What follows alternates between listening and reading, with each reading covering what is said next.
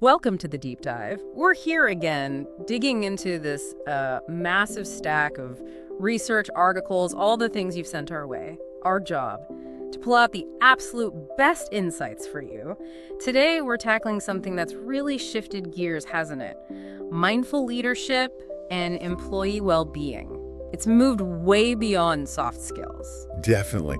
The sources are calling it the next competitive advantage. Okay, let's unpack this. It's fascinating because the research frames it not just as, another management fad. It's presented as a fundamental shift. It draws on these millennia-old mindfulness traditions. Right, but applies them strategically for driving actual business outcomes today. It's about training your mind. Training your mind to be more stable, more focused, and ultimately more effective. So our mission today, we want to boil down the key principles, make the business case crystal clear, and share some practical ways to actually do this. Techniques that actually change how your brain works. Exactly. Leading with presence, with integrity, and honestly, you need this. The pressure is immense. I saw one stat in there, managers are 36% more likely to feel burned out now. That's huge. It really is. So this deep dive, it's about finding a simpler, more sustainable way to lead for you and, for your whole team's resilience. And what's interesting is how the research defines it. Mindful leadership. It's essentially applying mindfulness principles, that present moment, non-judgmental awareness stuff, specifically to boost emotional intelligence. And that emotional intelligence is what leads to better business results. Okay. And when you pull together all the models, a clear framework emerges. They talk about these three core qualities or pillars. Pillars, right? What are they? They are attention, awareness, and authenticity. Those are the big three. Let's start with attention. I mean, that feels like the biggest challenge right now for everyone, doesn't it? Just staying focused. Absolutely. It's about presence, being fully there in the conversation, in the task. Instead of worrying about last week or planning next quarter in your head. Exactly. And think about a leader's day. Constant interruptions. Yeah.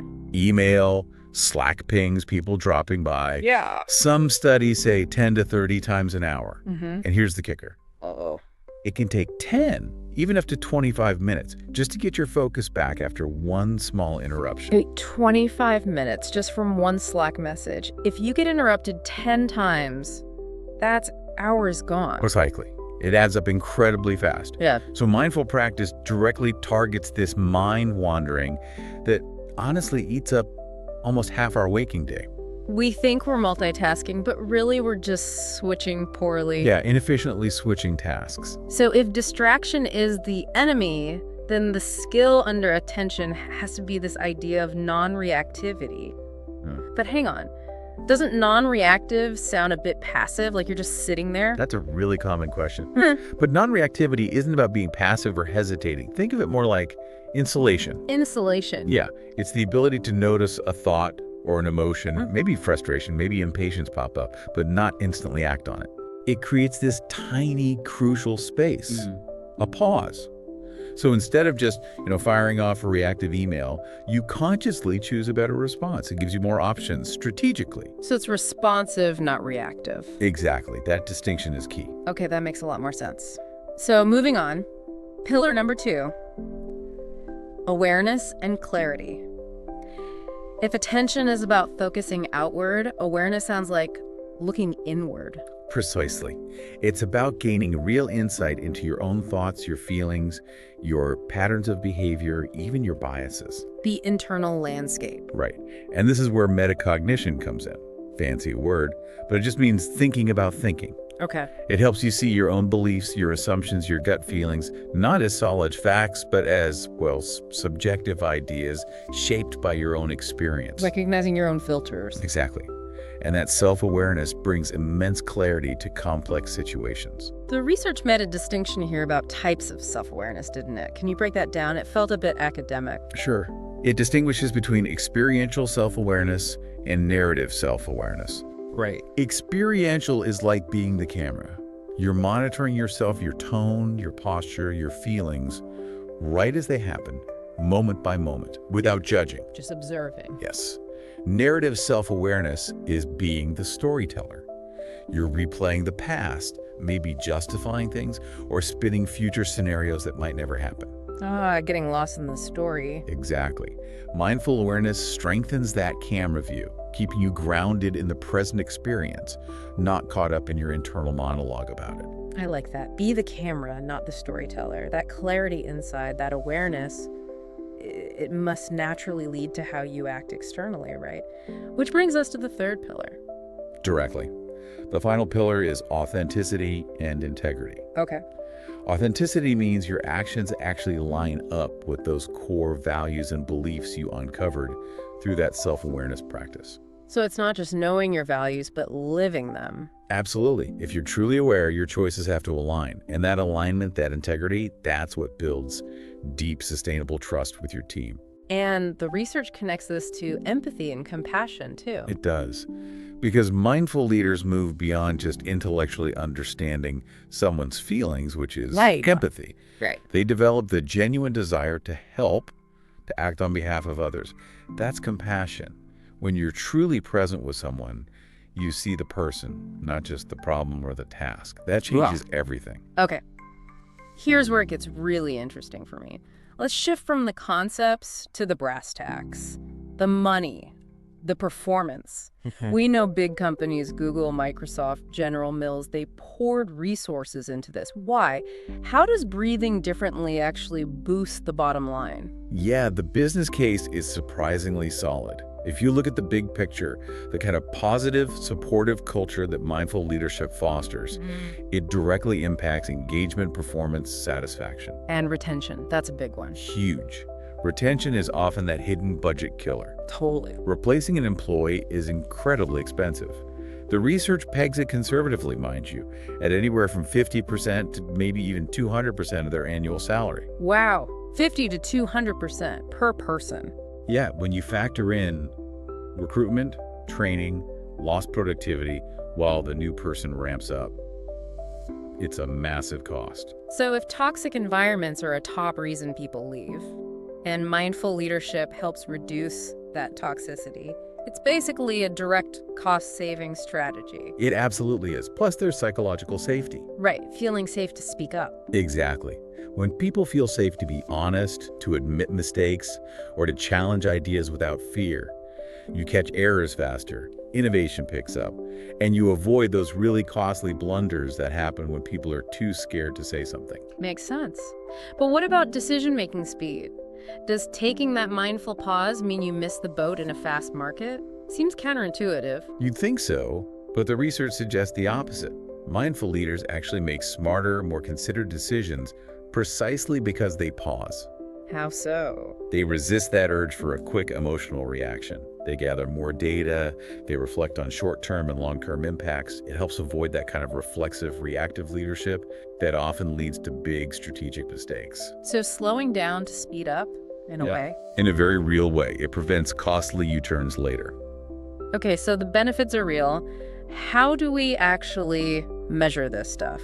What KPIs show that this kind of leadership training is actually working? Great question. You absolutely can track it. You look at standard financial metrics like revenue per employee, that's classic. Sure. And human capital ROI. That one's powerful because it really quantifies the value generated from your investment in your people. It shifts the mindset from seeing people as just a cost. Viewing talent as an asset. Exactly. And then you have the warning signs, the negative indicators, like your employee turnover rate. If that starts ticking up, it's a huge red flag about the culture. Same with the absenteeism rate that often signals low morale or burnout creeping in. So you track these before and after implementing mindful leadership practices. That's the ideal way. The change, or lack thereof, in those metrics makes the impact pretty transparent. It connects the soft skills directly to the hard numbers. That clarity is definitely needed. Okay, we've covered the what and the why. Let's get into the how. What does this actually look like day to day? And you mentioned it literally rewires the brain. How does that work? Yeah, that's really the aha moment for a lot of people. This isn't just positive thinking. It's neurobiology. Okay. Mindfulness training physically changes your brain. Studies, good ones, show that even an 8-week course can lead to measurable changes in brain areas linked to attention, emotional regulation, memory. Wow, 8 weeks. So what's changing? Well, 2 key networks are involved. Mm-hmm. It seems to reduce activity in what's called the default mode network, the DMN. Default mode. Sounds like autopilot. That's a great way to put it. The DMN is active when your mind is wandering, worrying, ruminating, daydreaming, kind of the background noise. Got it. Mindfulness practice seems to quiet that down. And simultaneously, it activates the executive control network, the ECN. And that does. That's your focus network. It's involved in active, purposeful attention, planning, and that metacognitive reflection we talked about. So you're essentially turning down the noise and turning up the focus signal. Okay, that directly explains the improved attention. What about stress and burnout? How does mindfulness tackle that constant anxiety? That's the other piece of the neurobiology puzzle. Chronic stress keeps your sympathetic nervous system, the SNS, stuck in high gear. That's your fight or flight response. Always on alert. Right, which is exhausting and bad for clear thinking. Mindfulness practices, especially breathing techniques, strengthen the opposing system, the parasympathetic nervous system, or PNS. The rest and digest system. Exactly. The PNS is your body's natural brake. It calms things down.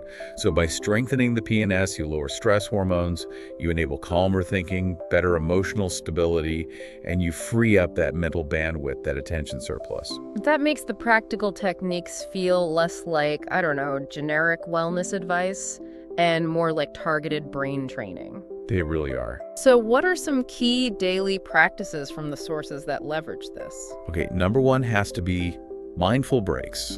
And I mean real breaks. Not just switching tabs to check social media. Stepping away completely. Yes, and leaders absolutely have to model this. Block out time on your calendar specifically for thinking. Encourage your team to take actual breaks, get away from the screen, and crucially, use your vacation time. Lead by example. Show it's okay to recharge. It signals that sustainable performance, not burnout, is the goal. It's about work-life integration, not just balance. Makes sense. And for those in-the-moment stressful times, quick fixes. Absolutely need those. Simple breathing exercises are incredibly potent. The 4-7-8 technique is mentioned a lot. How does that work again? Super simple. Breathe in through your nose for 4 seconds. Hold your breath gently for 7 seconds, and then exhale slowly through your mouth for 8 seconds. In for 4, hold 7, out for 8. That's it. Just a few rounds can interrupt that SNS stress response, calm you down physically, and help you refocus almost immediately. Powerful. Okay, what about applying this to interactions? Communication. Critical area, mindful listening. This is pillar 1, attention. Put into practice. So really paying attention in meetings or one-on-ones? Undivided attention. And the sources are specific.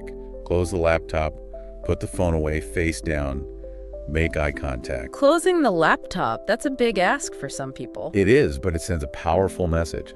And the key technique here is to briefly summarize what the other person said before you jump in with your response. To make sure you actually heard them. Exactly. It confirms understanding, validates them, and stops you from just formulating your reply while they're still talking. Simple, but probably transformative in practice. Okay, one last technique, recognition.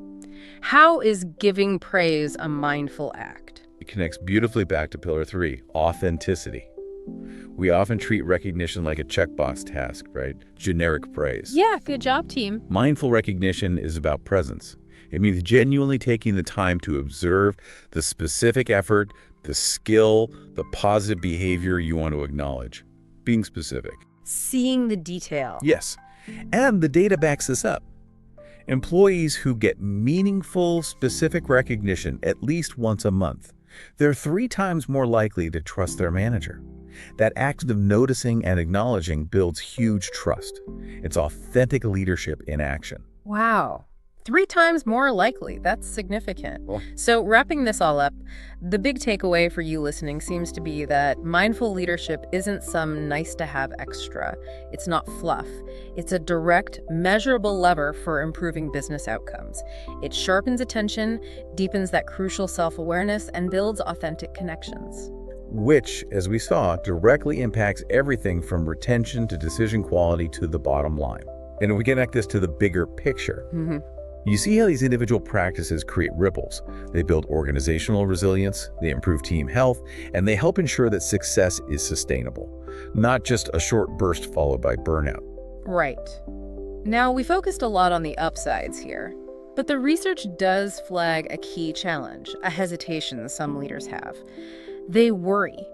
They worry that focusing on mindfulness, on taking breaks, on slowing down to listen, might actually pull focus away from hitting those hard performance targets. It's that perceived tension between well-being and results. Exactly. So here's the final thought we want to leave you with. If you decide to bring these practices into your leadership, how do you convince your team, maybe your own boss, that this isn't a distraction? How do you effectively communicate that investing time in mindfulness and presence is actually the most direct route to better results? What steps can you take to really demonstrate that sometimes slowing down is exactly what your team needs to actually speed up? Something to really chew on as you think about putting this into practice.